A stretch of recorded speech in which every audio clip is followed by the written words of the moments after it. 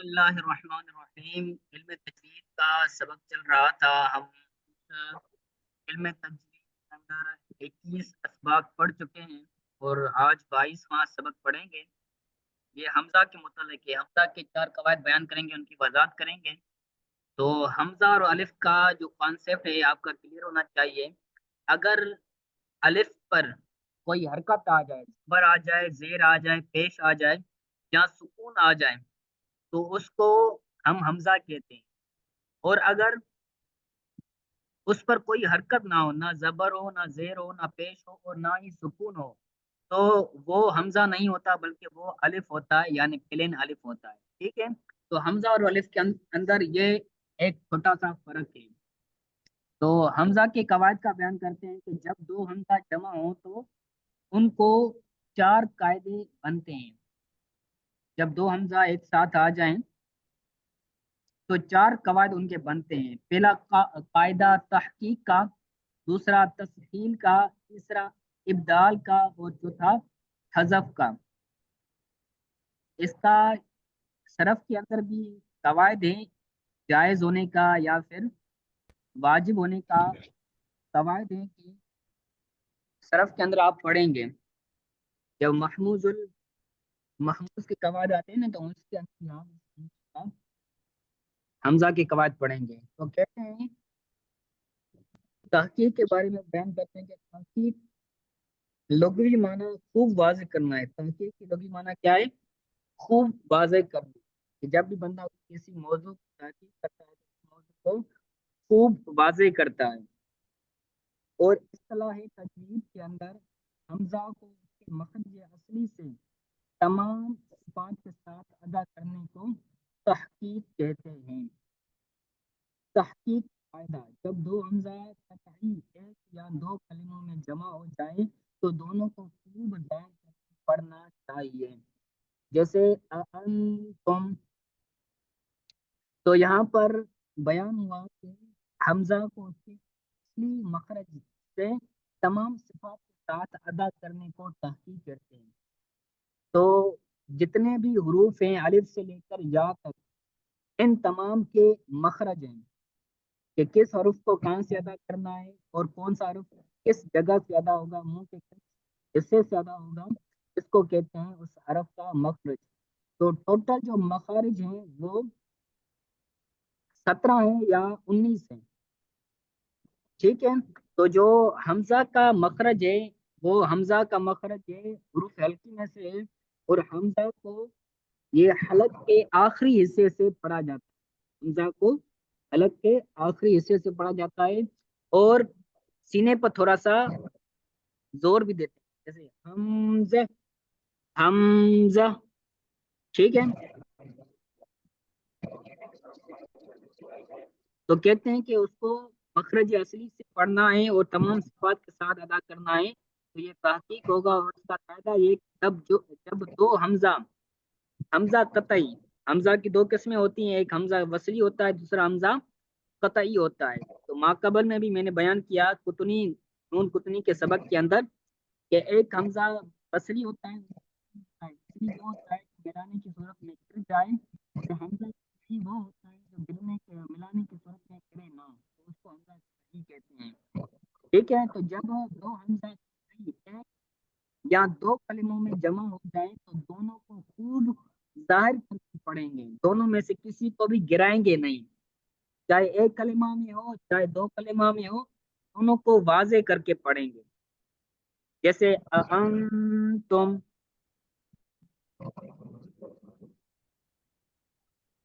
ٹھیک ہے۔ اور دوسرا قاعدہ میں حضور دوبارہ ارشاد فرما دیجیے گا، تم کی ادائیگی دوبارہ ارشاد فرمائیے گا۔ اس کے اندر جو حمزہ ہے نا اس کو ظاہر کرنا ہے۔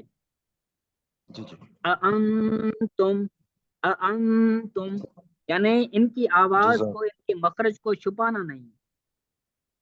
جزاک اللہ۔ دوسرا قاعدہ بیان کرتے ہیں تسہیل کا۔ تسہیل کا ویسے لغوی معنی ہے آسان، ایزی، اور اصطلاح تجوید کے اندر حمزہ کو تحقیق اور ابدال کے درمیان حالت کے ساتھ پڑھنا یہ تسہیل ہوتا ہے۔ یعنی تحقیق جو ہم نے بیان کیا کہ خوب ظاہر کرنا اور ابدال وہ آگے ہم پڑھیں گے، تو ان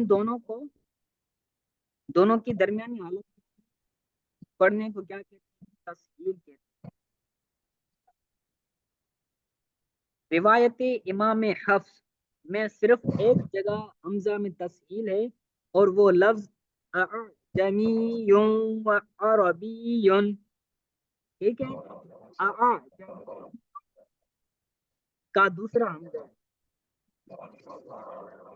مختلف روایتیں ہیں قرات کے اندر، اور قرات سبعہ آپ نے سنا ہوگا کہ 7 طرح سے قرآن پاک کو پڑھنا یہ جائز ہے، قرات سبعہ جسے کہا جاتا ہے۔ تو ایک جو روایت ہیں حضرت حفص رضی اللہ تعالی عنہ، یا پھر یہ کوئی قاری حضرت ہیں جن کی قرات ہے، ٹھیک ہے، تو ان کی قرات کے مطابق، ان کی روایت کے مطابق پورے قرآن کے اندر صرف ایک حمزہ کو تسہیل کے ساتھ پڑھا، اور وہ حامیم سجدہ کی آیت میں ایک لفظ اعجمی، ٹھیک ہے، تو یہاں پر جو دوسرا حمزہ ہے اس کو تسہیل کے ساتھ پڑھیں گے،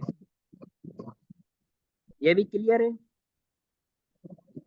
جزاک حضور، جو پہلا حمزہ ہوگا اس کو یعنی اس کو تحقیق کے ساتھ پڑھیں جس گے، طرح ادائیگی ہوتی ہے صحیح، اور دوسرا حمزہ جو ہے اس کو تسہیل کے ساتھ، تسہیل کے ساتھ صحیح صحیح جزاک یعنی کیا مطلب ہے اس کا مطلب تحقیق اور ابداع کے درمیان حالت کے ساتھ پڑھیں گے، یعنی زیادہ خوب ظاہر بھی نہیں کریں گے اور زیادہ نرم بھی نہیں پڑھیں گے، یعنی درمیان۔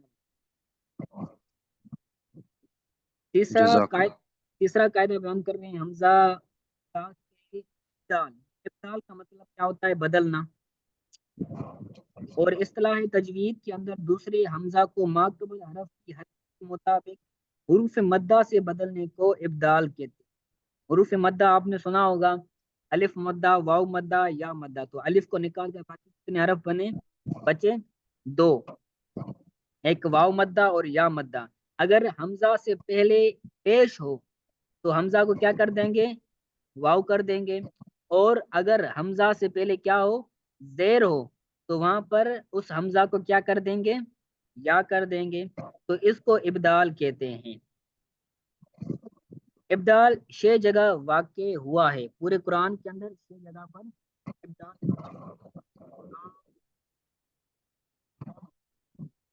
سورہ یونس میں یہ 2 جگہ ہے، اسی طرح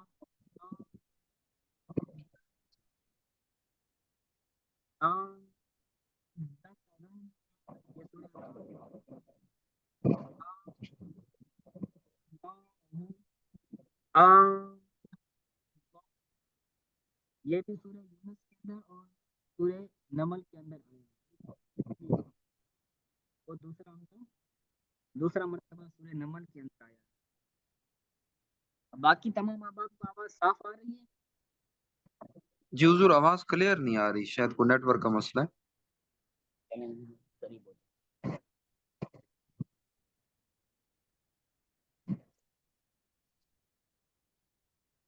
بہت کم آواز آ رہی ہے۔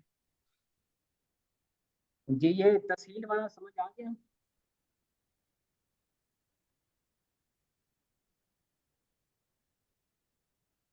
اب آواز صحیح آ رہی ہے میری؟ یہ جو تسہیل والا جی قاعدہ پڑا یہ صحیح آ گیا؟ جی جی ابدال ماشاء والا، اللہ حضور، اب بہتر ہے۔ جی جی